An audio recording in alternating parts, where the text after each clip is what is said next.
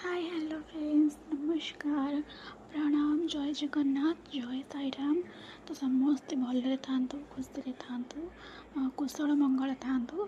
तो आज हूँ संडे तो यांकर भी ड्यूटी नहीं।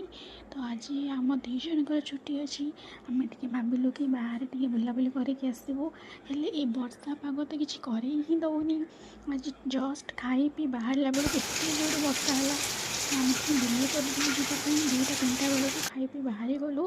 तो फास्ट आम ये पाखपाखे बुलाबुली कलु टे गलु ये आमर जो धौलीगिरी टे गलु टे बुलाबुली कलु।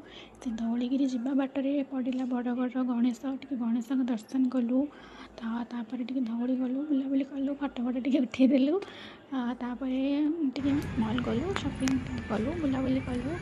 तापर आम आसला बेले विजयपट्टनक आर्ट थिला से बुलाबुली करदेलु फटोफट उठेदेलु संध्या भी आसाला।